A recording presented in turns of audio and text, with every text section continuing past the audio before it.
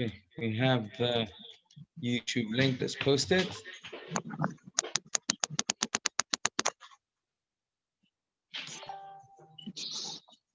Someone's admitting, Mother, you're admitting?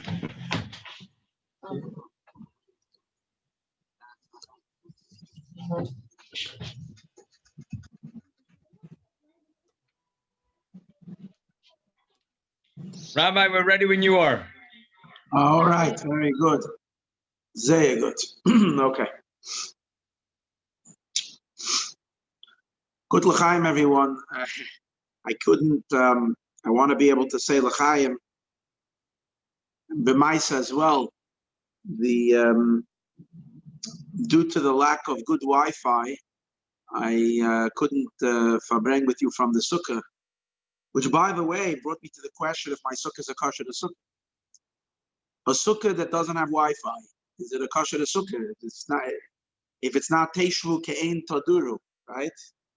Who's going to live in a house today that doesn't have Wi-Fi? So if your sukkah doesn't have Wi-Fi, it might not be a kosher sukkah. So I don't know. In any case, we're going to have to say l'chaim azoi Zoom style. we do interesting things bichlal during this whole period of time. So the ikke zal zijn l'chaim lebracha everyone. I got yontif, I got moyed, afreilich in yontif. Let's make this sukkah not b'diavad, but really dig deep and reveal how this sukkah is the sukkah of all sukkahs. This is deeper and higher than whatever we've ever had. The yeshloimar that we can say that the ganze sukkahs, from its chilas haviyasai, from the very beginning of sukkahs, was all sukkahs of Pei Aleph.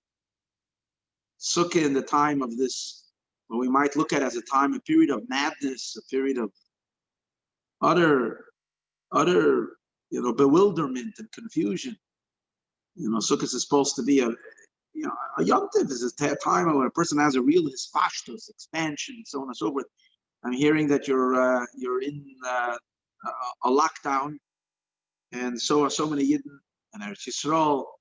Now they want to lock down 3/4 of New York, or at least all the Jewish neighborhoods, right? So on the one hand, one can get pretty much down. So what we need to do on Simchas Beis Hashoeva is to break through all the chitzonius and connect to the pnimius, and then not only do we have Zman Simchaseinu, but we really discover the deepest joy and the deepest happiness. Today, to you in London, in Manchester, in England, it's already night, so you're already in the next Ushpizin. Who's the fourth Ushpizin? I think it's Moshe. We over here in LA we're still hanging out with Yaakov Avinu and with the Alter Rebbe. So Yaakov is a very deep connection to Sukkot, because we know that Shalish Regalim are connected to Avram, Yitzchak, and Yaakov. Yaakov Avinu is the third, and Yaakov is Shaykh to Sukkot. Yaakov is Shaykh to Beis Hamikdash Shlishi, and Sukkot is really, the beauty of Sukkot is that Sukkot is the one Yom Tov that's primarily Shaykh to the future, not to the past. There is the Yom Tovim of the past. The Pesach is the Iker celebration of Yetzias Mitzrayim, even though the second days of Pesach are Shaykh to the Geula of the Asid. Shavuos is also of the past, because we're celebrating Matan Torah, and Matan Torah happened already many years ago. Although Shavuos as well has a futuristic Indian, because we know that there is the Torah in the past, and there's Torah Chadasha, Me'iti Teitzei, the new Torah that's coming. And then, of course, there's Sukkot. But Sukkot has very little achiza in the past. What happened on Sukkot? No one really knows. Nothing happened on Sukkot. It's just that we're commemorating, and we went out of Mitzrayim, we sat on a Sukkot. Yeah, but that was not in Sukkot. So obviously, Sukkot has always been a mystery.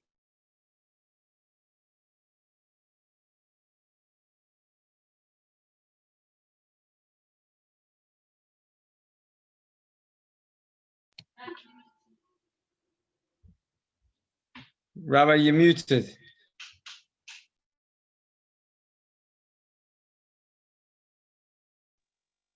All right, now I'm back. Okay, I saw that, but I was checking. All right.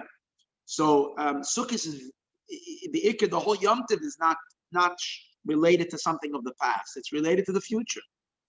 The three Batei Mikdash, connected the three Chagim, Shalosh Regalim. Sukkot is Mashiach.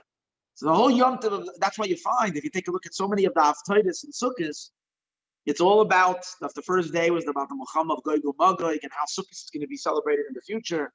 Shabbos, Chalamoid, the Haftarah is all about the future. Sukkot is the ganze Yom Tov is about the future and very much shaykh to Yaakov Avinu. Now, by Yaakov it says, "V'Yaakov nasa Sukkoisa," that Yaakov traveled to Sukkot. And when did Yaakov travel to Sukkot? Right after Yaakov got finished with his confrontation with Esau. It's right at that point that he got finished with his confrontation with Esau. That's when Yaakov is traveling to the Sukkot. And I think that's Meramiz in a very, very strong way to the year Tafshin Pei Aleph, to our Sukkot COVID, Corona Sukkot. This is the real Sukkot. This is the Sukkot, the way Sukkot is with a potent message beyond what we've ever had. Let's just on the most simplest of levels. During the time of Sukkot, we're told that Adam oisa sikosoi keva ubeisoi arai. A sukkah essentially is supposed to be a very temporary dwelling. A sukkah is not a firm. You're not allowed to make a regular roof for a sukkah. It can't look like a regular tikra. It can't look like a certain halachis. You can't use boards that are larger because it's going to look like a house. A sukkah has to look like a diras arai. That's the Indian of sukkah. That it has to be a temporary dwelling. But although it's a temporary dwelling, a person has to make his sukkah into a keva. And in sukkahs, your home, your residence is your sukkah, not your house. So the house that is a firm structure, the house that is built on solid foundations, on deep foundations. Over here in Los Angeles, we're an earthquake country. So they build the homes, they build them as really solid in ways that even if it takes a little bit of a sway back and forth, the house is not going to come down. It's strong. You feel secure. A person is secure in their house. There's a certain sense of security. Why? Because the house is based. It's built. It's a strong structure. What's a sukkah? It can be blown away by a wind. A sukkah is a rickety metzias. Yet we say that on sukkahs, your house becomes the temporary place, and your sukkah, that's your keva. So what does that mean, and why is that such an important reality to us today's days? We are watching the entire world go haywire. We're watching a world literally becoming completely, all the screws that hold the world together have become loosened. And the world is quaking and shaking. The entire world is spinning out of control. And all the elements in which people once found security in, what did we find security in? People had security in the financial markets. People had security in their health, in the health systems, in their own health. People felt a certain security. If you're not living in Zimbabwe or in some where, third world country, somewhere in the middle of nowhere, in the middle of Africa, where there's tribal warfare. If you're living in the middle of Europe, you're living in England, or you're living in the United States of America, you're safe. It's a country, and it's a modern country. It's a progressive country. You don't have the guys running around coming out of the bars with pitchforks like they used to do and back in Poland and Russia. The Kazakhs are coming. There's a certain stability, a reliance of safety, and so on and so forth. You come in Tafshin Pei, came this past year, and literally pulled the carpet out from under our feet, from the entire world. There's absolutely zero security when it comes to the financial market. No one knows what's going to be tomorrow. COVID knocked out the entire, because all economic systems were broken. I just read the other day They are now predicting, they're predicting that half the restaurants in New York City, you know what that means? Half in New York City, including all 5 boroughs, are never going to open again. You know what that means? Are shut down. You know how many people out of work? You know how many people, their businesses gangen in der Darai? It's Rahmanis, a lot of Jewish businesses. I'm just saying, what's secure? The stock market is secure. What's the security in terms of livelihood? So many people have no idea where their parnas is going to come from. Their businesses are shut down. They can't open up. When is it going to open? We don't know.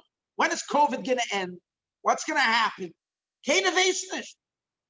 And how about the basic? If you're a healthy person, you're a healthy person. Baruch Hashem, you do your yearly checkup. You get a checkup, and they told you, Baruch Hashem, ganzen gesund. There's nothing to worry about. Baruch Hashem, a person shouldn't have to worry about their health. You don't have a serious condition. You don't have a pseudinian that should worry you. So a person is healthy. So you feel kind of secure. Come to mice over here, this tiny little micro virus. No one sees it. You have suspicion. You have no idea who's the one carrying it next. If the person just walked into, the person you met, the person you were on the plane with, the person you sat in the subway with, the person who came, the person who sat down next to you in shul, chas v'sholom. No one knows who's carrying it because you don't figure that out until later. Suddenly, and no one knows how they're going to react to it. You know, they have certain things, older people, precondition, not precondition. You're dealing with the reality that every single thing that once was reliable, that people can lean on in their lives, now became completely unreliable. What happens? The bias, the house, became arai, became completely temporary. There's nothing in the world.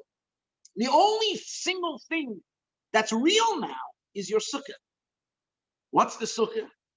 What's the sukkah? The sukkah is you're coming under the Eibishter's Tzila de Mehemenusa. You're coming under the shelter of the Eibishter. That's the only security. That's keva. The Eibishter tells the Jewish people these days, this sukkahs Tafshin Pei Aleph, 2020, when the whole world went bananas, the whole world went berserk. The Eibishter calls the Jewish people and he says, Kum tzarayin tzumirin sukkah. Come into my sukkah. Come under my shield. I'm going to protect you. I'm your stability. I'm your strength. There is no strength. Now, let's think about it. If you would meet a Yid, if a Yid comes to you and he tells you he needs a halva, and it's a pretty serious sum of money, they want a loan, they want to borrow $20,000. And you're not as big of here. $20,000 is a chunk of money for you to take it out of your savings or whatever. If they want 50,000 to 100, whatever, something that's pretty painful to hand over. But the person is really in need and you really have rachmanis and you'd like to help them. Now you could afford to give it to them, but only one if they're going to give it back. Okay? Only if you know they're going to give it. And you ask them, no, so what do you do for a living? You want to know. And they tell you, the Rebbe takes care of me. I say, what do? You have a job? The Rebbe takes care of me. Baruch Hashem, I ate my whole life. I fed my family. I'm good. I paid the rent. How? What? I don't know. The Rebbe takes care of me. On what comfort level would you have to give this guy a loan for 20,000, 50,000? Oh, say you're good. He believes in God. Yeah, that's the most, what we might look at as the most unstable thing. That's arai, completely arai. That's a sukkah. A sukkah is someone who's relying on the Eibishter. That's arai. That's until 2020, until this past year. Until this past year, a person that was a floater, a person that lived with pure emunah and bitachon in the Eibishter, but didn't have his feet down on the ground, doesn't have his life together, is it's a flag in a guy. You don't have this guy is floating in the air. There's no substance over there. A person, you have a job with Hashoeva, your job at Microsoft, you're pretty up there in some other major company. No, that's called what people call job security, financial security. No, I feel safe. Bank account, so on and so forth. In the year Tafshin Pei Aleph Erev Sukkos, now that we're standing right now, we are standing in a situation that any other thing that you rely on, any other thing that you believe in your life that is strong foundations is garnished. You see it's temporal. You see it's ending. You see it has no permanence. It has nothing. It's not standing on anything. The only thing that one can today's days lean on is emunah and bitachon in the Eibishter. Only the sukkah. That's Tafshin Pei Aleph Sukkahs. The Eibishter says, with me you're safe. Maybe that's why it's called Sukkahs David HaNoifoles. We say, Harachamanu Yokem Lanu Sukkahs David HaNoifoles. If you look and say,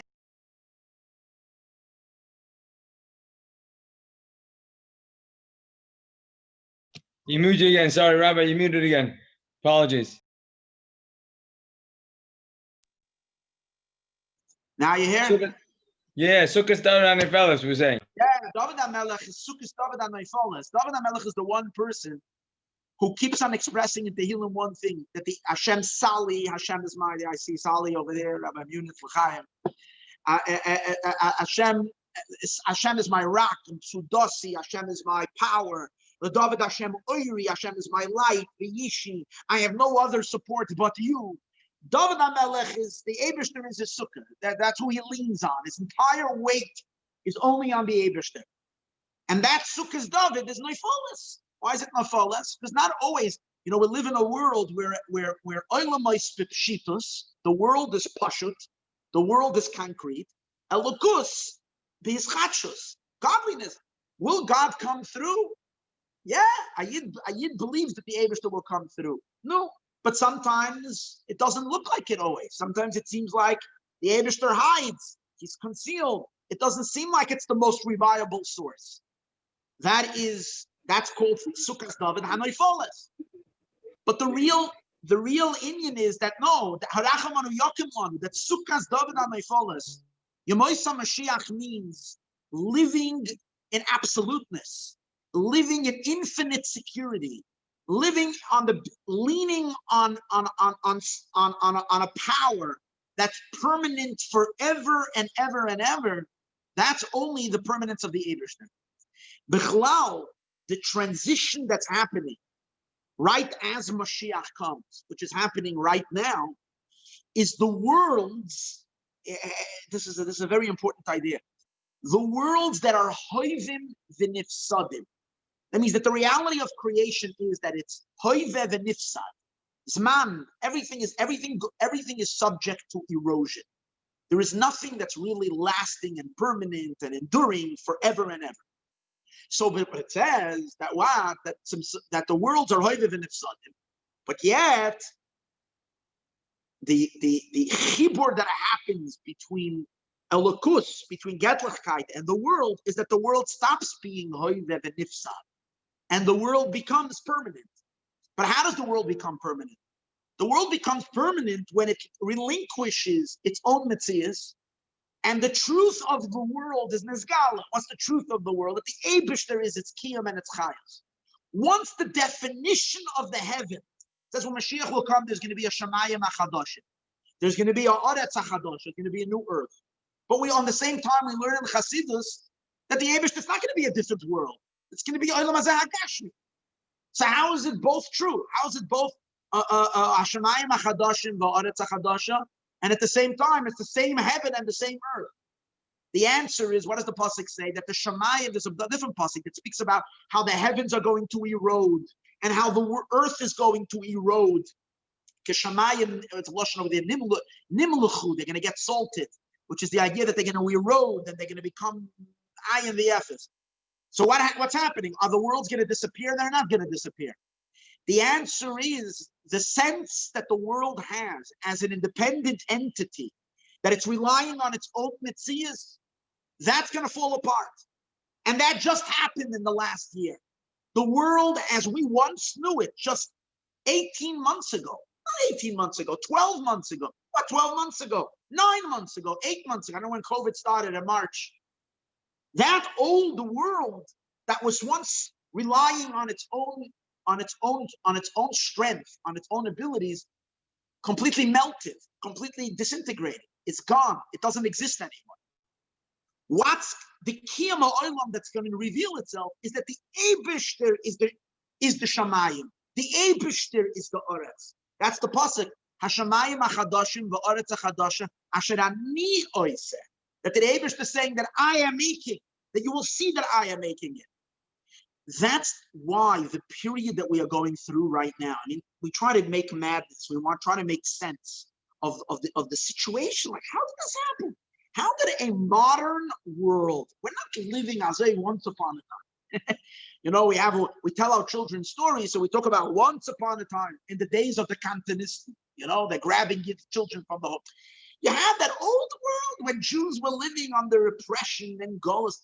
How did a modern, sophisticated world like us today suddenly fall into such chaos? It's mind-boggling. Without any security, no one knows in New York, and they don't know if the schools are open tomorrow. They're shutting it, they're opening it. The scientists are baffled. No one knows. There's going to be a second wave. There isn't a second wave. The second wave just as dangerous as the first one. Is it hitting young people? It's only hitting old people. Is it dangerous? Like, that's what's so amazing about this whole situation, is that the scientists themselves are baffled. No one can figure out what's going on over here. Because what's really happening is that we're experiencing right now the transition of the old world to the new world. And that's a very scary moment, because the transition from the old world to the old world means that every single thing that we once relied on, that the bias, the house, all security elements that we were once banking on, go bankrupt. That's it, fartik. And you're left suspended in the air. You're left as if there's no platform, there's nothing holding you. There are people, I just spoke to, I gave the talk last night in the Litzvish Shul. And afterwards, someone was coming over to me. They were very taken because I was giving them a very strong narration about Beis HaMashiach that's happening right now. And the Yid was telling a younger man from Lakewood, he was telling me, you have no idea the amount of anxiety that is hitting the Jewish community and younger light. And people have this COVID anxiety, this deep anxiety, because it's like this frightening. Like what? Where are things going? The anxiousness is coming because of a letting go of every metzias that was once solid and strong. So now we're moving from that state into a state of pure emunah and bitachon, that every single one of us realizes and recognizes that the Eibishter is there for me. And really, here's an amazing thing. The Rebbe told us, again, what's happening? What's happening is only one thing. Mashiach is coming. That's what's happening. And we are now living through the last 2 years, Tafshin Pei. Even though the Rebbe didn't tell us Tafshin Pei, but we can deduce from Pei Aleph, we can deduce Pei. So the Rebbe didn't tell explicitly regarding Tafshin Pei Aleph, but the Rebbe hinted to it in a very strong hint, where the Rebbe said that Tafshin Pei Aleph stands for Plo Yisarenu. So if Tafshin Pei Aleph is Plo Yisarenu, then Tafshin Pei is Tafshin Plo Yis. It's the Pele. It's the wonder. It's the wonder of what? The wonder of the Geulah. That's what's taking place. And from the Rebbe's Sichos, it's very, very much implied that Tafshin Pei Aleph and Tafshin Nun Aleph, the Rebbe himself says that the Plo Yisarenu is similar to Niflo Yisarenu. So the 2 years are really sister years. Niflo Yisarenu, Plo Yisarenu are 2 sister years, like we have sometimes 2 cities, they call themselves sister cities. These are 2 sister years. They're very deeply connected. So in Tafshin Nun Aleph, what was the message that was repeated by every Farbrengen again and again and again by the Rebbe? The Rebbe kept on telling us one thing, that the Eibishter is telling the Jewish people, you're seeing a frightening metzias. You're seeing a reality that's causing you a lot of anxiety. And the Eibishter says to the Jewish people, he says, as for the Eibishter says to Yidden, Bonai meine Kinderlach, my children, al tiro, don't be afraid. Kol mashe osisi, everything that I have done, lo osisi, I didn't do, ella bishvilchem. Whatever I'm doing in the world, I am only doing for your sake. Higiaz man gulaschem, the time of your redemption has arrived. And then the Medrash continues that Melech HaMashiach stands al Gag Beis HaMikdash, and he tells the Jewish people, Anavim, my humble ones, Higiaz man gulaschem, the time of your redemption has arrived. It's that reassurance and reassurance that has to be ringing in our ear louder and louder, and we have to repeat it to ourselves the most, but also to everybody around us, as far as our voice can be heard, whether directly or through voices of the internet. We have to repeat this again and again. We have to strengthen each other and the whole world, that Yidden need to know that the ganze Zutumelish, the world that's going crazy, and that everything around us is collapsing. And again, it's not just COVID. Take a look what's happened in the United States of America with the instability, it started in Europe. I don't have to tell you, with all the scares that you've had. And last year you had an election, and there was a threat of Corbyn becoming winning the election. And that Eibishter in Shnas Plois did miracles for the Yidden in England. Mamish, one of the biggest miracles. And the Eibishter wanted to show you how much it's him, how much it's only him, that when if I'm correct, the right won over the left with 80 seats. Tashin Pei. It was 80 seats was their majority over the other side. And the Eibishter took the anti-Semites and literally took them from the heights they were predicting a win, and they were thrown down and cast in an embarrassing form. And you should know, you can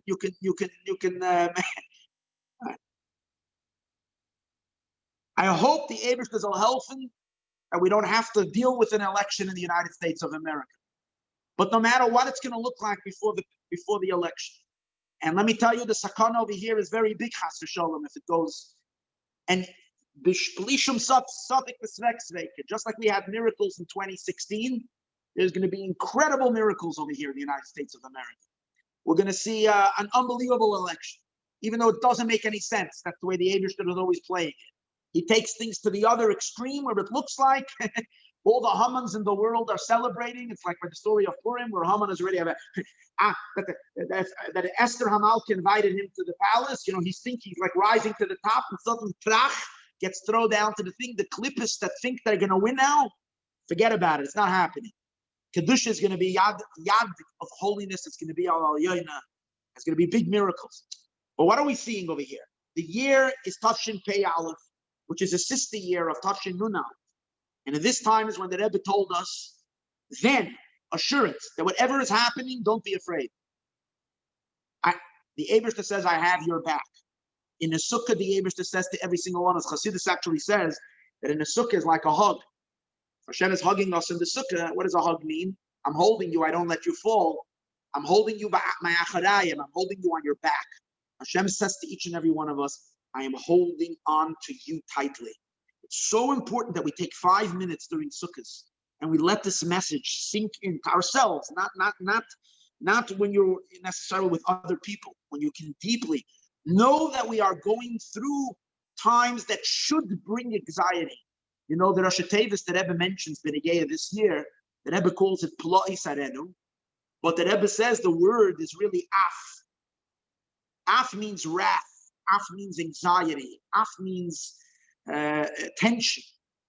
And the Rebbe says, however, the whole chiddush of the year is that the Af is converted to Ploi Sarenu. The Af is turned over. So that's where we are right now, at a time of unbelievable intervention, where the Eibishter is intervening and the Eibishter is telling us to hold on to him, and that's our sukkah this year. But we're coming off last year, and I just wanted to say an interesting thing. Tafshin Pei, which introduced us to number Pei. Pei is 8. 8 is Shaykh to Yemoisa Mashiach. That's why Sukkot is really an 8th day Yom Tov. It's Shaykh to because 8 is L'mayla Min HaTeva. Teva 7, 8 is L'mayla Min HaTeva. And that's why we find that almost all the nevuas regarding Yemoisa Mashiach start with the word Oz, beginning with what we say before benching, Oz Yemolei Schoik Pinu. Then we're going to laugh. Oz Yeranenu Atzei Ayar. Then the trees are going to sing. Oz Tisaneg El Hashem. Then you're going to find pleasure in God. Oz Yibaka. Today I mentioned before is the Rosh Hashanah, is the Shpizin from Yaakov, at least here in Los Angeles. Oz yibaka kashachar oirech. That's the pasuk that Yaakov Avinu, I think, says. Oz yibaka kashachar oirech. Oisias Yaakov. Oz ahapach amim. Then I'm going to convert the nations. The Eibishter says, I'm going to convert the nations. I'm going to turn everything over. So the why are all the so many, and this kahina v'kahina, I'm not mentioning all of them. There are so many more nevuas that are associated with the word Oz. So Chassidus explains why, because Teva is Zion, is 7, time and space, 70 nations, everything's 7. 7 days, 7 colors of the rainbow, 7 continents, everything is 7, 7, 7, 7. Number 8 is Lamaylam and Aderech HaTeva, is the power of the 8th, the transcendental, the Orein Soif. The Chiddush of Mashiach is the unification of the Aleph and the Zion. Number 8, that's why the kinar of David HaMelech, the harp of the Mashiach, is going to be a kinar of 8 nimen, because we're going to uncover the 8th dimension. This is the chibur. So it shouldn't be a shaila, a question. Why, when it came to Tafshin Pei, the whole world went crazy? When we come into Tafshin Pei, what's being nizgala? What's being nizgala are the oiros talamayla mederech hatema. The orein soif is nizgala. That's what's happening. Really, now what's number 8 associated with? I'm sorry for getting a little Kabbalistic, but Chassidus, does introduce many ideas of Kabbalah. So in Chassidus, we always learn 8 is shayach to Bina. But Bina is, which is higher than the 7 emotions. But in Chassidus, there's an Oishprach that we always hear again and again, is Galus Atik is in Bina. That in Bina is Nizgala Keser. So really the Shaykhis of number 8, 80, is Shaykh to Keser. That's why the Rosh Tevis of the word Pele, Tia Shnas Plois, Plois is wonder, Pei is Pele, and Pele is Keser. Where do we see that Pele is Keser? There's statement Chassidus that Pele is Keser. That Chachma is called Aleph, because Chachma Aleph, Chachma Aleph Chabina, we understand it. Chachma and Bina is something that we can make sense out of. It's the Haschala of Seder Ishtalshalos Chachma and Bina. And then Pele is what we can't understand. It's beyond. It's above our head. Like a Keser. What's a Keser? A Keser is above our head. So when last year came and we reached Tiyash Nas Plois, that's the Hisgalus of Mashiach. Mamash the Hisgalus. What's the Hisgalus of Mashiach? Keser Malchus. The Keser of Malchus is revealed. So what happened in Tafshin Tiyash Nas Plois? Suddenly the entire world was brought to its knees. The entire world bent down and bowed to the Eibishter because everything came to a screeching halt. Literally, when do you remember, or can you point to me a time when the entire world was impacted by one event? When? Does anybody have? Now, whether that's because this is a bigger tragedy or a bigger scare than ever, no, there were viruses probably that were worse. But there was never the media to be able to create such hype and such scare and such fear. So whatever it is, there was never a time that the entire world, no matter where you live, 8 billion people in the world changed their Seder Hanaga. People are wearing masks all over. The ganze Welt hat sich getäuscht. Why? What happened? A little micro, a little tiny thing you can't even see, is suddenly invisible, wreaked havoc on the entire world. It so happens to be that in Tafshin Pei, which is Shnas Plois, this tiny little virus that you can hardly see happens to be called Corona. Why is it called Corona? It's called Corona because it looks like a crown. It's a virus that looks like a crown. So whoever is silly and superficial will say, oh, it's a corona. But we have to be a little deeper. We have to realize that sometimes there's something, it can't be that some silly little virus, some silly little bug should have caused the Eibishter's world to interrupt the entire Seder of the entire world. There must be a Pneumius over here. What's the Pneumius? If it's called Corona, It means what's really been revealed in the world is corona, which is crown, the Eibishter's crown. The Keser was revealed. And yesterday, you're doing, more than ever before, even though people mentioned this to me earlier. People mentioned it, or I've seen it. It's called corona, which is Keser. Well, yesterday, it hit me strongly because last night I went into the car and we had a niggin that was played. I wanted a little Simchas Beis in my car. So I put on a playlist on my what is it called? The pod, not the podcast. It's one of these music things. So I looked for Sukkos and I put on Sukkos. So the guy was some Sephardi guy singing Aderes Ve'emunah. And then it occurred to me that he said HaKeser v'HaKovod v'chayar Ram. We have a corona, which is Keser, and the other name that it's called is COVID-19. This is not stomach situation. When there is the Isgalus of the Eibishter who reveals himself, yes, that's going to cause the entire. What was the last time the Eibishter revealed himself? By Matan Torah. And what did that do? Chazal say the whole world became silent. The whole world went into lockdown. The entire world silent because of Keser v'Hakovod. Nor was then. I'm not saying I'm very much aware of all the Yidden who passed away. I'm very much aware of all the financial problems. I'm very much of all the pain and misery that has wreaked upon every area of life and discomfort, to say the least, but much more than that. Very much aware of all the yeshivas coming to a screeching halt, all shuls being locked down. You think about it. Think about the fact that the Koisel Hamaravi was locked down for more than a week. Think about the fact that 770, Beis Chayenu Shebebavel, the headquarters of the world, was shut down. This is huge. How can it be anything less than something immensely godly? Keser v'Hakovod, l'chayei lamim, was Nizgala. Nor was then. We haven't yet found the Oisias.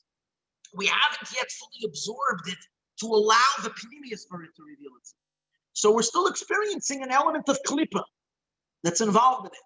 That's why we Yidden need to study it. We Yidden need to fabring. We Yidden need to reveal what it's really. It's really a powerful Hisgalos of the Lakus in the world. Keser v'Hakovod l'chayei lamim. That was Nizgala in Tafshin Pei. Shnas of Plois. Of Pele. But what's the chiddush of this year over last year? Last year, Tafshin Pei, when we're hitting number 8, it's Plois. This year, it's Plois Arenu. What is being added to the Plois? That the Plois should not remain a mystery. The Plois should not remain something that is just, what's going on? It's this power, I don't know what it is. It's so dark. The cloud, Keser is called Choshech. It's called darkness. Yoshes Choshech Sisra. Keser is associated with darkness. The fact that there is a darkness, that's not good. It can be a very high Isgalos, but if it's being translated, we want Toiv Hanidiv Hanigle. We want it to be revealed good, not some mystical goodness. We want it to be a goodness that we can see in our eyes. That's the chiddush of Tafshin Pei Aleph, which the Rebbe says is the same like Nun Aleph. Arenu Plois. I will show you the Pele. That means it will start coming down in Toiv Hanidiv Hanigle. It will start revealing itself. It will start showing itself. So here's just an interesting thing that the amount of inyanim that are taking place are so intense and it's so much that it's hard to stop and to take it in. But one of the interesting things that just happened right before Sukkot, right before this, and I started before. I mentioned to you that when did Yaakov go in the Sukkah? When did Yaakov go into the Sukkah? The Yaakov Nasa Sukkoisa, when after he finished the bidur of Esav. He had a confrontation with Esav, and he said, I'm coming to you soon. And the Rashi says he never went to him. And Rashi says, Eima Sayelech, when will he go? The Yemei Melech HaMashiach, he will go. And what happened? He said to him then, the And then the Yaakov Nasa Sukkos. So Sadach Tzachmir, again, this is all just speculation. But it seems like it very strongly that we've seen some major rectifications in the world of Esav that just happened right before Sukkot. So just to mention two things that I think was really caught the attention of the entire world. In the 4 days between Yom Kippur and Sukkot. So in Chassidus we learn that these 4 days between Yom Kippur and Sukkot are very powerful days. Day after Yom Kippur is called God's Namin, but we know that the 4 days correspond to Yud Kei Vav Kei. And what's the beer? So if you look in the Alter Rebbe Siddur, you'll see that the Teuchen of the 4 days between Yom Kippur and Sukkot is that during Rosh Hashanah, from Rosh Hashanah to Yom Kippur is Binyan HaMalchus. There's a powerful work that we Bnei Yisrael do in being Machter the Eibishter as Melech. And what is our job, what we're doing? V'yitnu l'cha keser melucha. We're giving the Eibishter the corona. We're giving the Eibishter the crown. Keser Malchus. And every year we do it deeper and deeper. But then there comes the ultimate year. You come to the year of all years, the year where there has to be already the Isgalus of Melech HaMashiach. So what happens? When do we reach the peak on it? By Ne'ilah. It's 10 days. And then by Ne'ilah, when we scream Shema Yisrael, Hashem Lakeinu, Hashem Echad, that's the ultimate of the Hisgal of our avodah, the Pnimius, to structure the Eibishter's crown, to be mamshich. Chassidus explains it's the elevation of Malchus into Keser, in Pnimius HaKeser. Fine. What happens in the 4 days? In those 4 days, that whatever we did, Bakesa in a concealed state, starts to reveal itself. In those 4 days, it starts revealing itself. What's being revealed? What's being revealed is our crowning of the Eibishter as a melech. Now, if being a Moisa Mashiach, what does that mean? In Yemoisa Mashiach, it means that the Eibishter is going to reveal himself b'poyol mamish. Through who? Through Melech HaMashiach. That means that's going to be established on Malchus. Melech mi Beis David. Yamoid Melech mi Beis David. That Melech is going to arise. Who is he going to take the crown from? Where is his Malchus going to come from? So we know that the one who needs to give him the Malchus is Edom. Because who's the last king before the Jewish king? Lifnei Malach Melech Lebnei Yisrael, referring to the ultimate king. Who's Lifnei Malach Melech? Who's the ultimate king? Melech HaMashiach.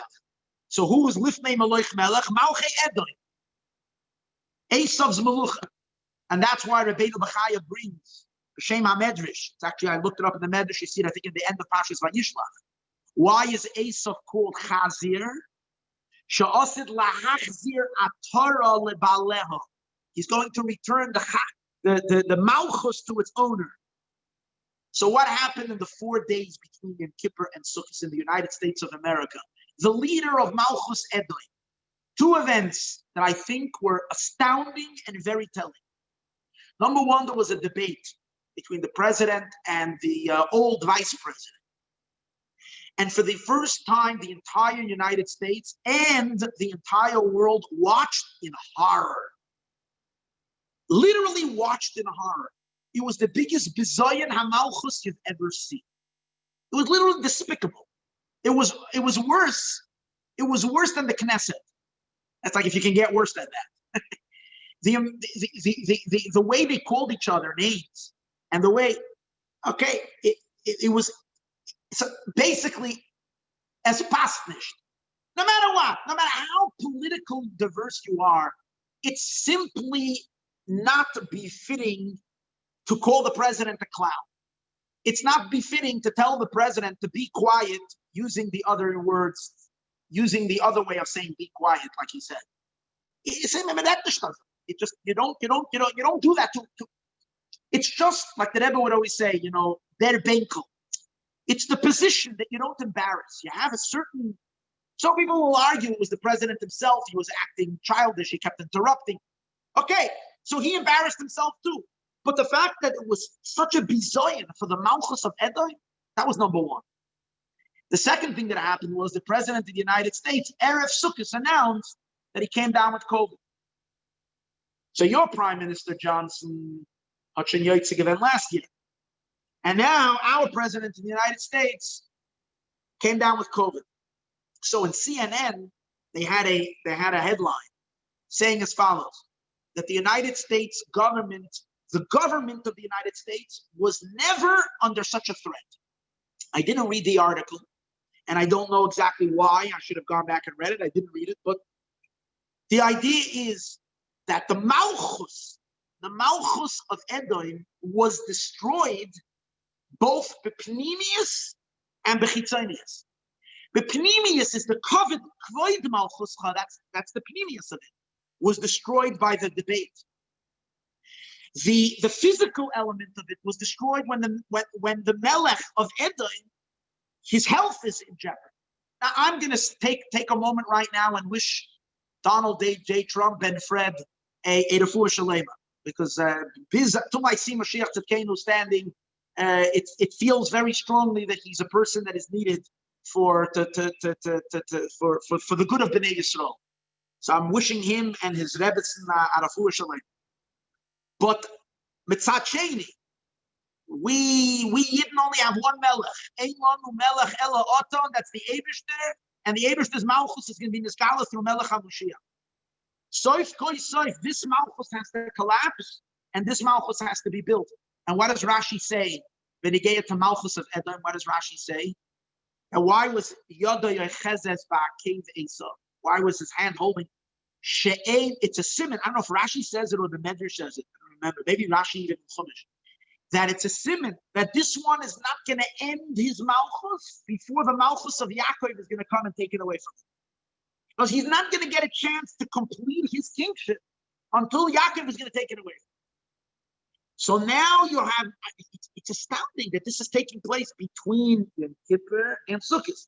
In other words, since it's now his galus of what's taking place, Tafshin Pei Aleph, Lo Yisarenu, the Isgalus of Mashiach, the Isgalus of Malchusai, Berotzan Kiblu Aleim, the Isgalus of the Ebershter's Malchus in the world through Melech HaMashiach.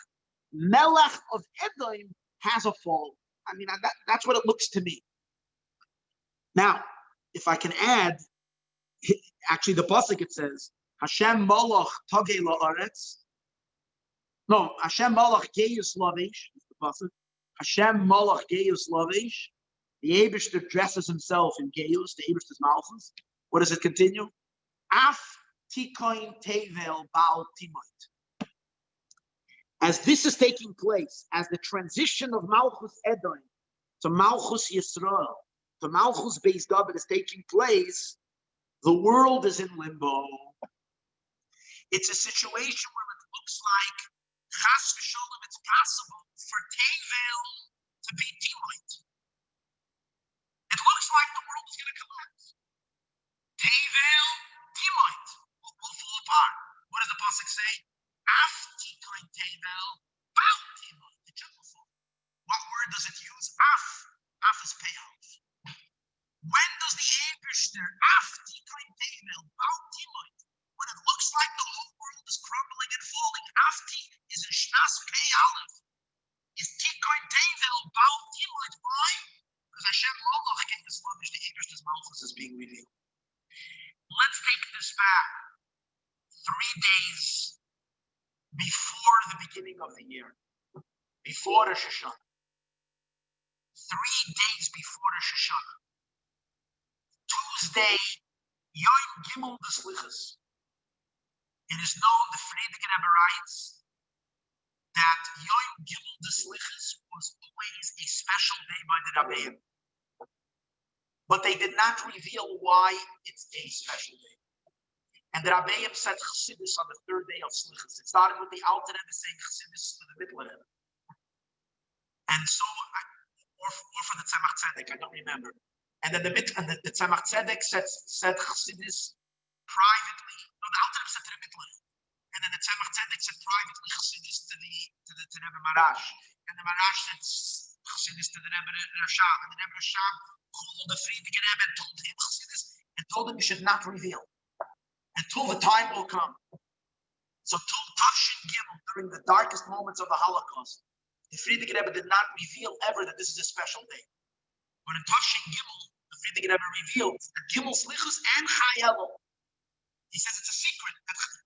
Just like Chayel wasn't known, but it seems like Gimel Slichus and Chayel are on the same level. There's mystical days, powerful days, Rabbeinu. The Frierdiker Rebbe only revealed that it's a special day, but he didn't say the reason for it. In Tafshin, I think either Mem Daled, Mem Hey, I'm not sure where it was. I looked it up and I forgot already. The Rebbe in one of the Fabrekins is talking about that the Frierdiker Rebbe is Megala, the specialty of Gimel of Slichus, and the Rebbe says the Frierdiker Rebbe didn't give a reason why it's special.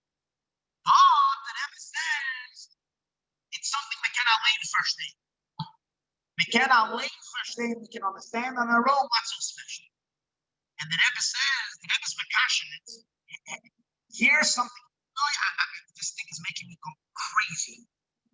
The Rebbe says that what's special about Gimel Slichus, it's related to the idea that the Torah is given, that everything related to the Torah is related to Yom Shlishi, to the third day. You can look it up in the Sikh. Again, I'm bothers me right now. I don't remember if it's Mem Vav, or Mem Hey, or Mem Daled, or Mem Gimel, or Mem Beis. It's one of these years where it's a Sikha on Gimel of Slichus, where the Rebbe is explaining what's special about Gimel of Slichus, that the Frierdiker Rebbe did not say what is special. The Rebbe says it's very special, Gimel of Slichus. And the Rebbe says it's connected to the fact that the Torah was given, everything regarding Matan Torah is beyond Shlishi. Like the Rebbe brings the Gemara Masech the Shabbos. The person from the Galil Darshan, what did he darshan? That Berich Rachman at the Yav on Orient we saw, the Amish gave us a triple Torah. Torah and Nevi'im Uksuvim, La'amt we saw to a triple people, Kohanim, Levi'im, and Yisraelim. B'yarchet we saw on the third month, on Sivan. B'yoymet we saw on the third day, as it says in the Pasuk, Einu Chayim B'yoyim HaShlishi. Al Yadeit we saw through Moshe Rabbeinu was the third person in his family. So the Rebbe says Gimel Slichus is connected to that. Why does Slichus have to do with Matan Torah? Matan Torah, Shayach to Yom HaShlishi. What does it have to do with Slichus, right? Gimel of Slichus. And the Rebbe says Gimel Slichus is connected to Slicha, Mechila, and Kapara, also three. It's really hard to understand. But I think this year we had our answer. What happened this year in Gimel Slichus? I think something Noirav took place. And we can look at all these things and think these are all just events. We can look at these things and think these are just events, but the Rebbe taught us that we have to open our eyes. And the Rebbe taught us to have to look deeply into the things that are happening around us. When we are watching and witnessing the Geula unfolding, it's Pashut Asur for us to close our eyes. And the Rebbe said, Machoy Diyoigin. And I think it's so clear what took place. In the White House, the president hosted a peace accord. And they called this peace accord, they called it the Abraham Accords. And who got together? Bahrain, United Arab Emirates. That's for being part of the Arab world were sworn enemies to Eretz Yisrael, to the Yidden. Now, if you take a look at Rabbeinu Bechaya in Parshas Nitzavim, Rabbeinu Bechaya says, he talks about that the Jewish people have two enemies, Oivecha and Soinecha. He says Soinecha are the Bnei Esau. He says there are two main powers in Golos. The Bnei Esau, Edom, and Yishmael, the Europeans, the descendants of Esau, and the Bnei Yishmael, the Christians and the Muslims. And he says that the Muslims hate the Jewish people much more than the Christians. That's what he writes. And therefore they're called Oivim, enemies. So we take take a look at the history of Yishmael, we see that Yishmael has hated us from the day we were born. What did we read in Rosh Hashanah? And when Yitzchak was born, Hashem Pakan his son. What's the first story? Vayar Sarah, that Sarah saw as Ben Hagar HaMitzvahs, Yishmael, the son of Hagar HaMitzvahs, Tzachik, that he's starting up with Yitzchak. Rashi says he was shooting at him. And he's Yishmael, when Yitzchak is a little child, a little baby, Yishmael already wanted to kill him. We were born already with enemies. The first Yid, the first Jew to be born a Jew, had already enemies wanted to kill us. Yishmael has been hating us for the last 4,000 years. And what did we see happen in the White House? Two major countries, Bnei Yishmael, serious Bnei Yishmael. Because if you think about who are the real chiefs of Bnei Yishmael, the Gulf states, Saudi Arabia, these are the real Arabs, not Iran, not Syria, those are already showing Mishnah, they're not the pure Geza. The pure Geza over there are the Arabs in the Gulf states. They came and they made peace with Eretz Yisrael. This is the first time that it's a peace that at least, again, we don't know all the details, but it seems like there's nothing in the peace accords about a two-state solution, even though they mentioned it. Balpeh, when they spoke, they mentioned it, that they're, hoping, because they had to save face in front of the other Arab countries. But in the document, there is no commitment to a two-state solution. It's the first time it's peace for peace, not peace for land. Yes, they agreed temporarily not to annex, not called annexing. It's not to make claims of sovereignty on certain parts of Eretz Yisrael. Temporarily, they said they're going to postpone it, but there was no commitment whatsoever for them to give an inch. Good Yontov.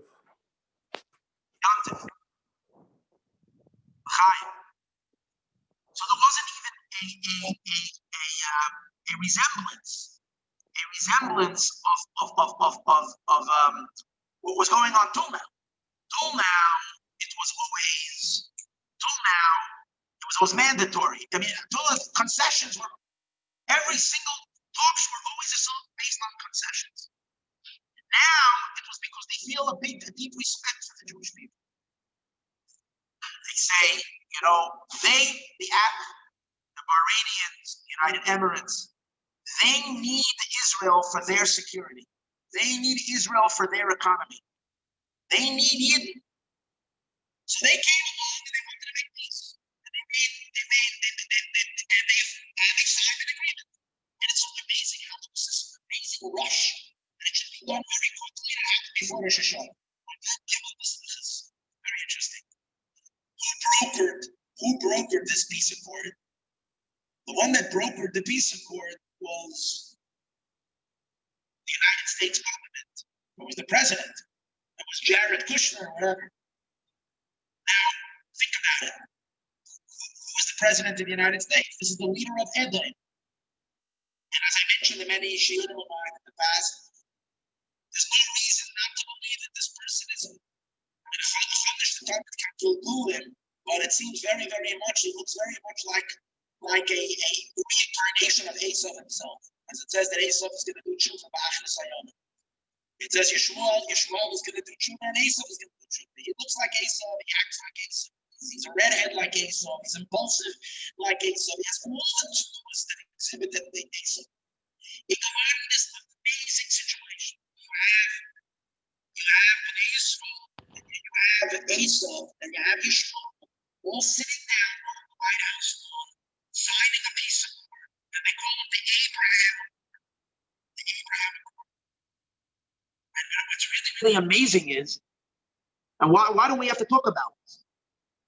Because there's something else that makes this year a super, super special year, an extraordinary year. In addition to the idea that we hit the pays, Pei Aleph, Pei, Plo'os, number 8, L'maylam and Ateva, this Galus of Keser. But there's another Indian, and a very deep Indian. And that is that if you take this year, 5781, and you minus, we want to know how many years is it since Yetzias Mitzrayim and since Matan Torah. 5781 minus 2448, because 2,448 years was till Matan Torah. So 5781 minus 2448 is exactly 3,333 years. So really, that's really astounding. That means that this year we're entering into 3,333 years since Matan Torah. Why is that so important? Because why was Torah, Chassidus explains, why was the Torah given in the number 3? Everything about the Torah is 3. Because Torah comes to make peace in the world, to unify the world, to bring the world together. Under what? The belief of Avraham Avinu, the belief of monotheism. Because anybody that has a little bit of a chush of sense of what's going on can see that there is another globalist movement that England actually has broken free of. England has pulled itself out of the UA. They've separated themselves with Brexit. Now this, but other than that, before that, there was a powerful campaign in the world of trying to create a global movement. But the root of that global movement was also Mashiach. In other words, they represented a desire, a messianic vision, a vision of one globe, one economy, one people, all the nations in the world. But everybody knows that would have been a godless existence. They wanted peace, they wanted a harmony, but they wanted peace and harmony without the Eibishter. Let's throw God out of the picture. No Eibishter. So who is it really? The UN, the European countries, the American left, the Israeli left. It's one big klippa gathering together. And who are they following? Whose footsteps? Who wanted to do Achdus the first time? Chassidus tells us one corrupt story of Achdus. The Torah tells us one corrupt story of Achdus. Usually the klippas are fighting with each other. One time they were all Achdus. When? In the days of Nimrod, right before Avraham Avinu. In the days of Nimrod, all the nations of the world got together to build a tower to stop the sky from collapsing. They said once every 1,600 years, the sky falls down. It's mamish, you see history repeating itself. They were building this tower to hold the sky up, not to let the sky fall. That's mamish like the movement today to stop global warming. In other words, worshiping science. But the Iker Nekuda is that just like they didn't want to realize that it was the Eibishter that caused the Mabul to come.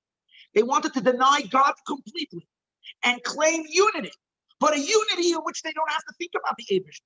A unity where you can throw every morality out in terms of marriage, in terms of children, in terms of everything. The whole world, throw the name of the Eibishter out. Let's create unity. That's Nimrod. And when did Nimrod come? Right before Avram Avinu. And who's Avram? Avram Avinu is Beyoim Hashlishi. Avram Avinu is number 3 in the sense that what? Because Avram Avinu comes to the world right in the Haschala of Elef Hashlishi. Avram Avinu actually comes in the year 2000 as we're entering into the 3rd millennium, into the 3rd 1,000 years, the time when Torah is given, which is the time which Torah is Nitna Lasis Shalom Ba'olam, real peace, peace that's based on a recognition of the Eibishter. So they were so powerful and so strong, and that's why it's amazing. One of their main things that they stand for, this whole klippa, is that they want the most important element that needs to happen is that we need to make peace in Israel. In order to make peace in Israel between Israelis and the Palestinians, we need a 2-state solution, and a 2-state solution only with Jerusalem split, and the Harabayis is going to be on the East Jerusalem. And we, the Jewish people, get West Jerusalem. You know what that means? That means that basically this is the war of Amalek to stop the Geula from coming. It's all these hilarious together. That's why they made a treaty with Iran as well. That's why our previous president, Obama, went and made a treaty with Iran. It's all to stop the Geula from happening, and it's all in the name of world peace. It's all in the name of progressiveness. The main thing is no Eibishter. That's the idea. So what did the Eibishter make? Who's fighting them? Who's stopping this whole global movement? It's amazing. It's President Trump, who basically ruined it for them. That's why they hate him. They hate him with sinas mavis because he's stopping them. But here's an amazing thing. Who did he call to join his alliance? Who did he bring to join his alliance? He's bringing in Bnei Yishmael and Eretz Yisrael and Yidden. In other words, the three children of Avraham Avinu are making peace amongst each other. The family of Avraham is getting together again to fight Nimrod. This is crazy. I mean, you got to be... Hold on one second. Someone is knocking here. Just give me a second.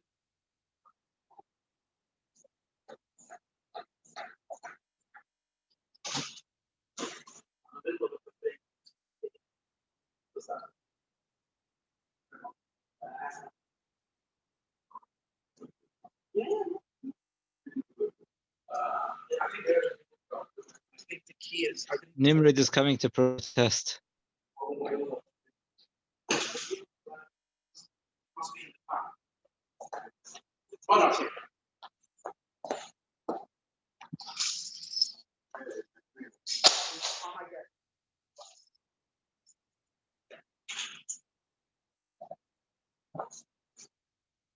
See, I can't say l'chaim because I'm out of the sukkah. I should be able to say l'chaim.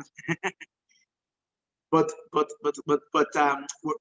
where I'm heading with this is we're staying with the titzach though. Medaf effen in the yoikin. We have to open our eyes and realize what's going on. There is a powerful Muhammad that's being fought. A war at the very, very, very fabric of humanity. In other words, are we going to have a world with a Torah morality, with a morality based on achdus of the Eibishter, or are we going to have a morality, a human morality, which they call the morality, which is a complete mushchastiga world? And the amazing thing is that there is, on the third day of Slichus, they sign a pact between Yishmael and Esau, and they call it the Abraham pact. And when does it happen?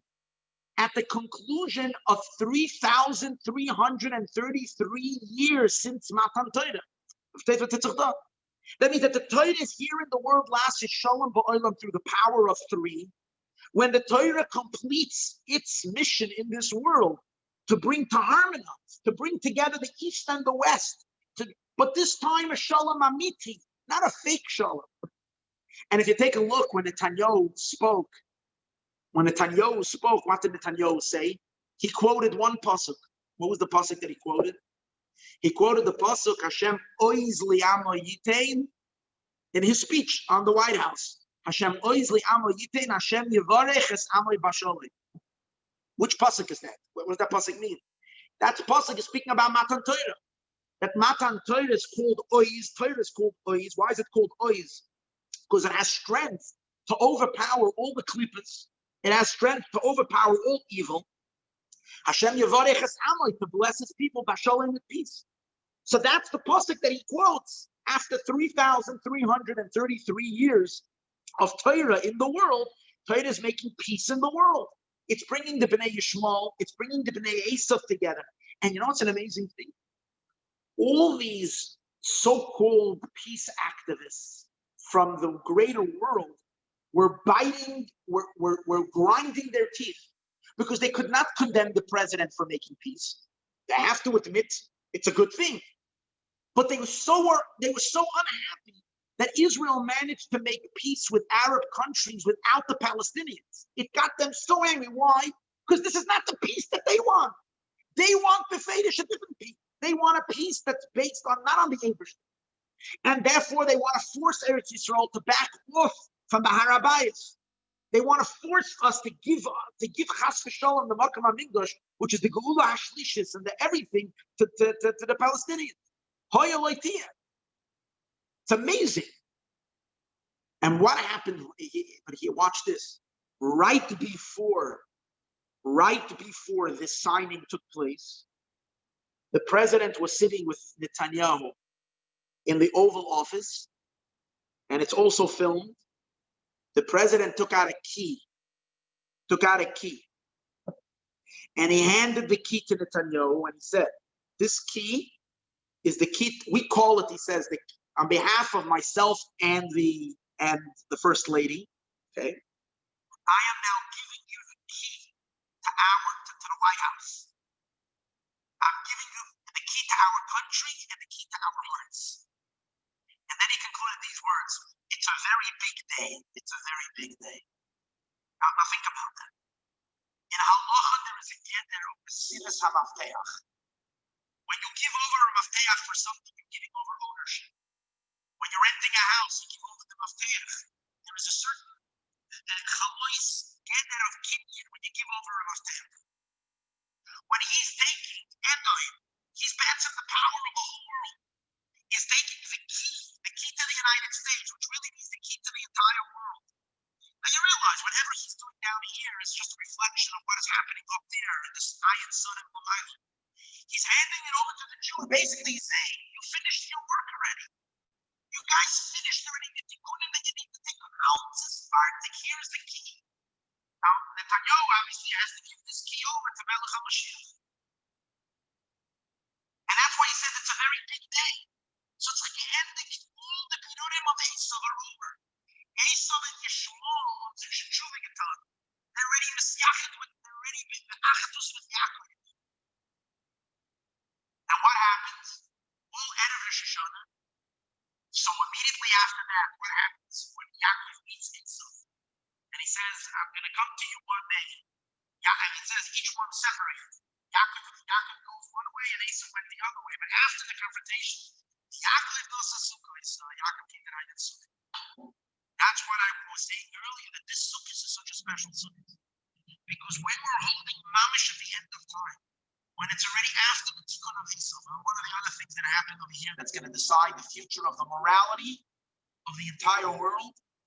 Also, you saw Tashin Pei Aleph. It happened right as Tashin Pei Aleph entered. What happened to Tashin as soon as it entered? One of the people in the Supreme Court, the Jewish woman, Ruth Bader Ginsburg, passed away. But Saif Kol Saif, her seat now became vacant. And as a result of that, there's a huge fight happening in the United States of America because the president wants to appoint someone in the Supreme Court. Now, why are they so upset? Fache Keneged. Why are they so upset? They're so upset because if you put another conservative into the Supreme Court, a person with religious values, a person with a person that's Yirah Shamayim, a person that has a fear of God, you know from the Baal Shem Tov. The Baal Shem Tov said that you're much safer around the guy who crosses himself. Well, the Baal Shem Tov goes on, they're not because if a guy, whatever, does that's Salem, that's a healthy guy. He fears God. A guy not because an atheist is very dangerous.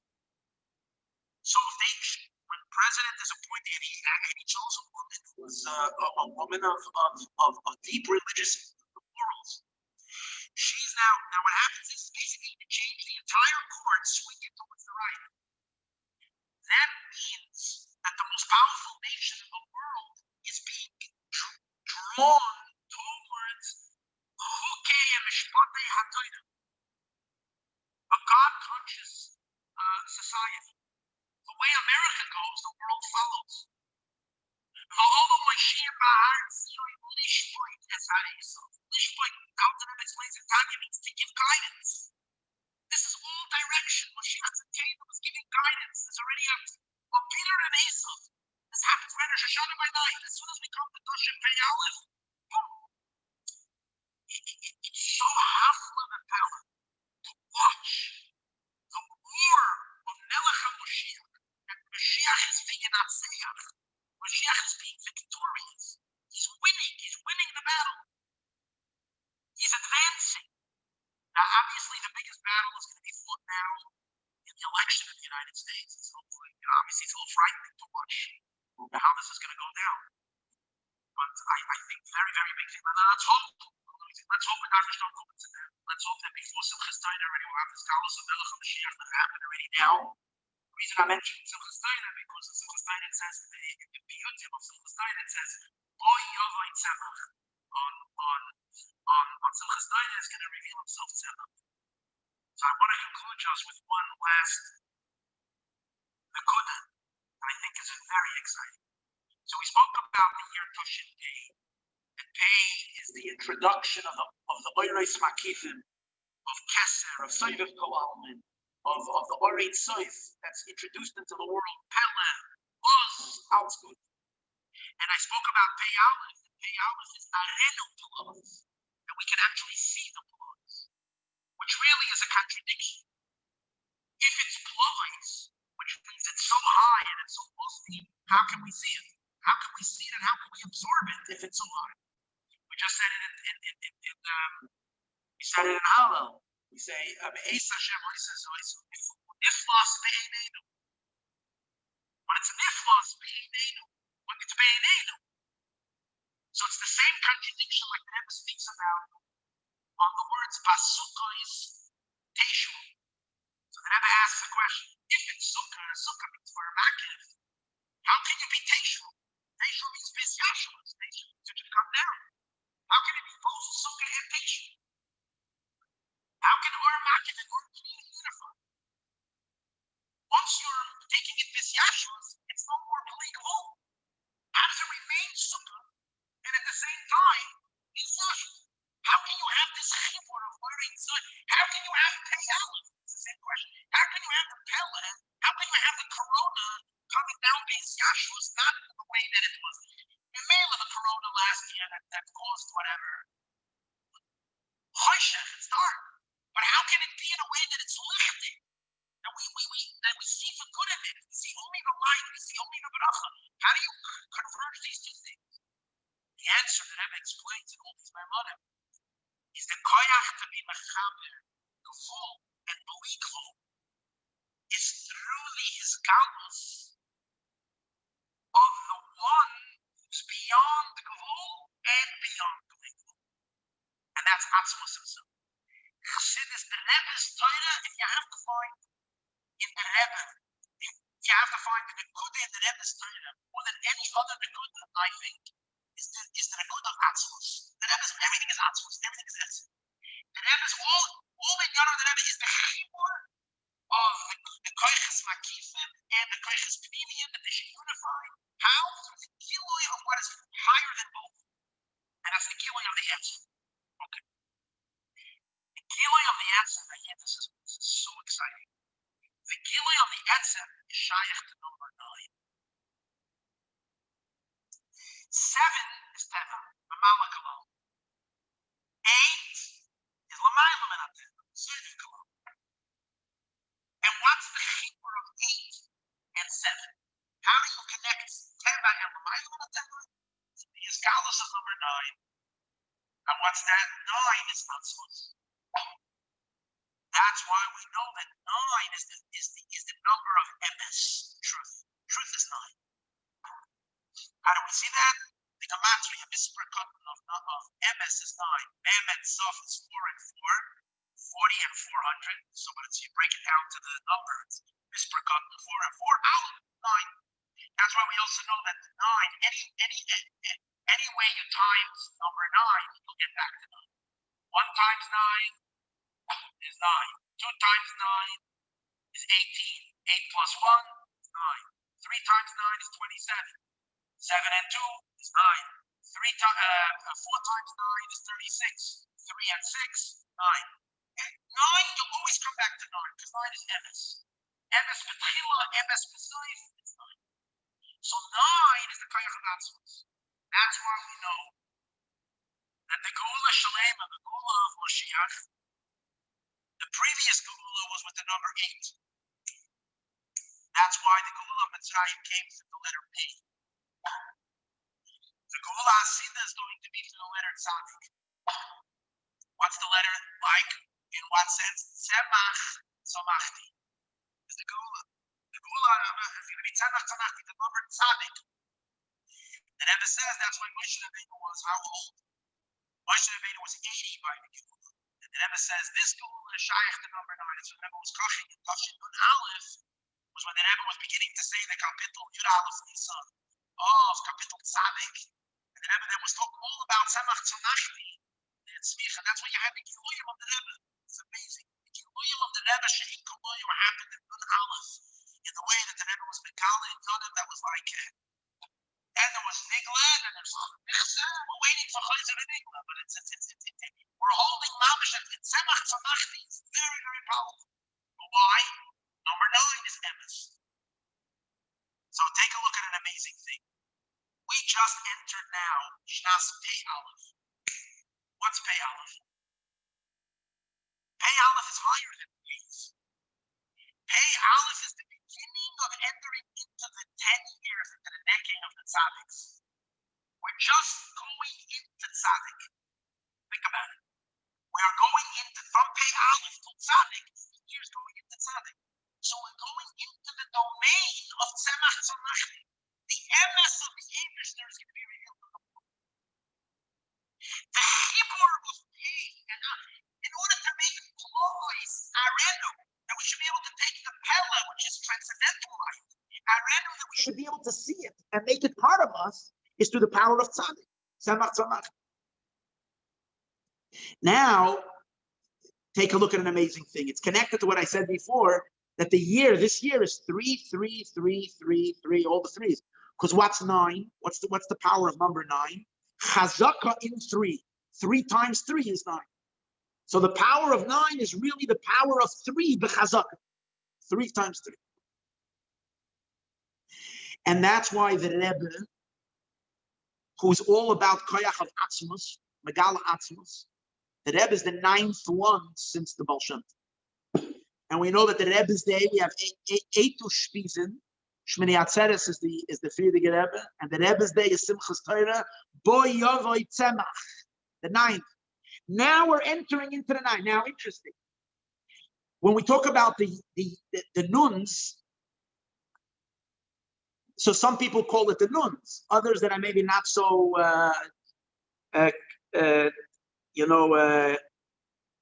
Lashon HaKodesh or oriented in counting, call it the 90s. That was also 9. It was the 90s. Those were the 90s of the Rebbe, even though it was the 90s of the generation, of the century, of the secular century. But why was it? Why did the Eibishter make it should be the 90s in the secular century? The whole world was created b'shul HaTorah, b'shul Yisrael. The Nasi Hadar was born in 1902. So the Eibishter set it up that when the Rebbe becomes Rebbe in 1951, everything is working in decades. It's amazing.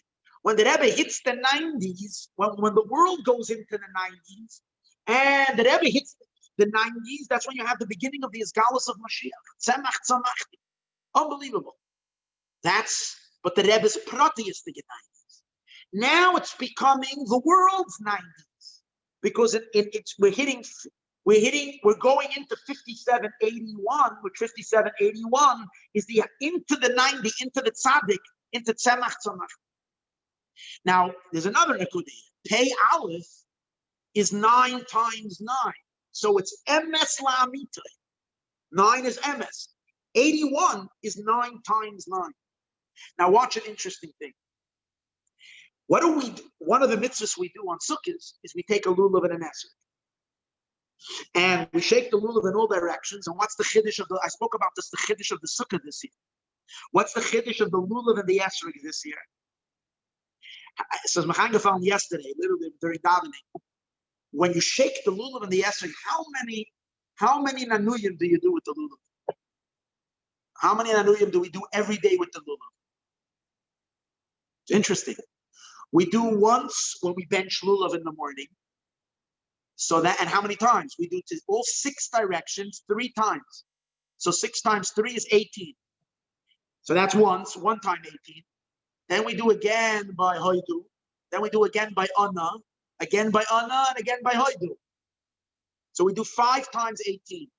5 times 18 is 90. We shake the lulav 90 times every day. Why? What's the whole nakudah of lulav? To be megala, the truth of the Eibishter.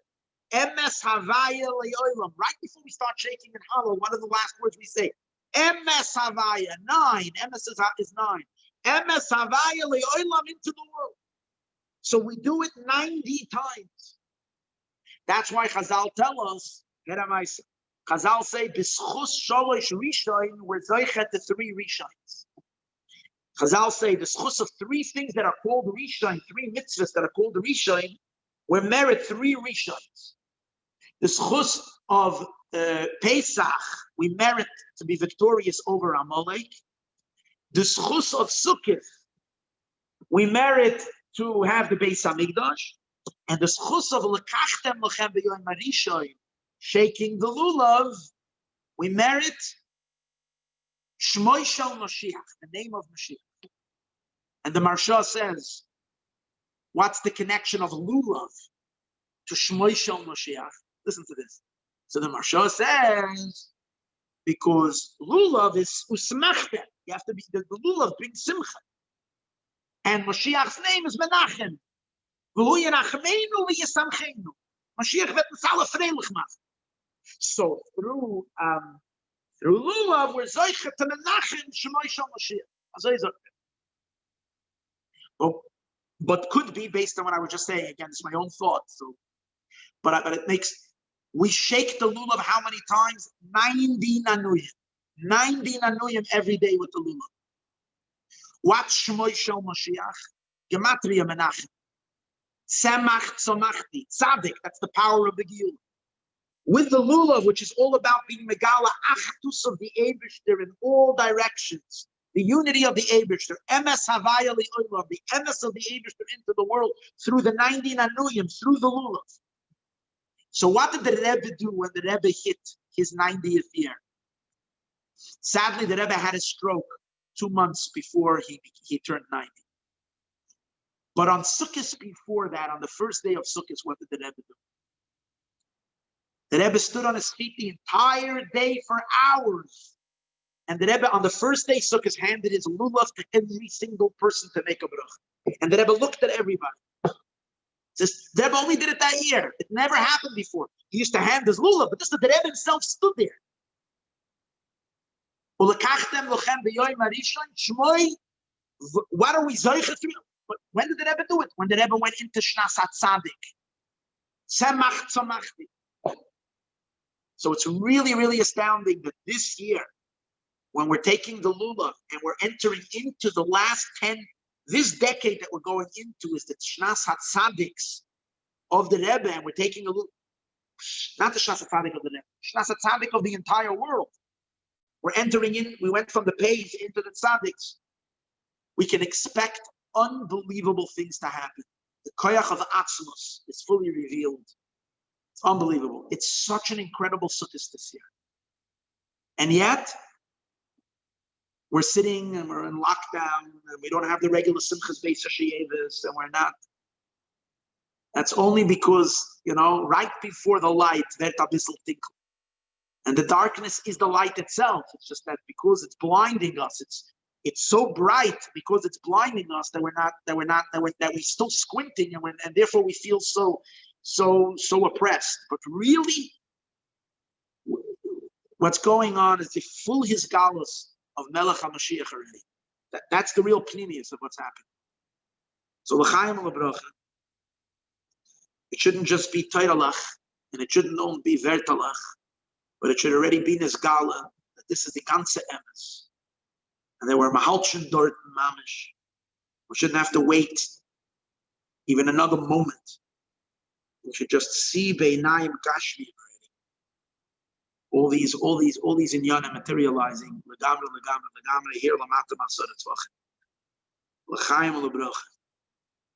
L'chaim l'bracha. Rabbi, Shukayach. Wow, we're on fire. We're on fire. We're on a mission. Never mind. There's Oy. Listen, this all piled up in, when you have backlog, this all piled up in my head over Sukkot, and I didn't have chance yet to, so you're the first audience that's getting all the news chayda. So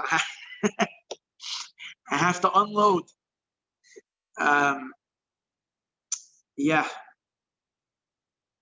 Beautiful, amazing.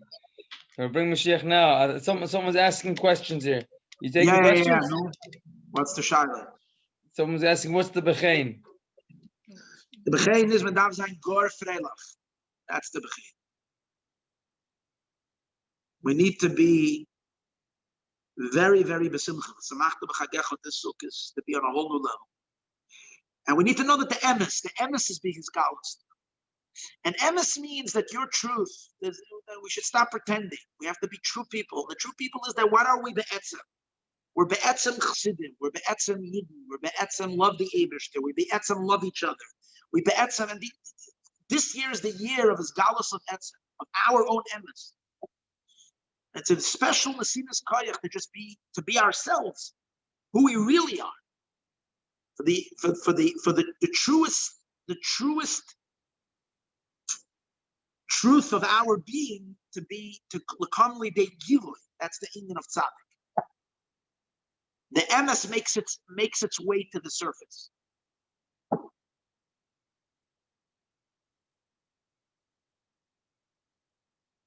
Rabbi, until next time.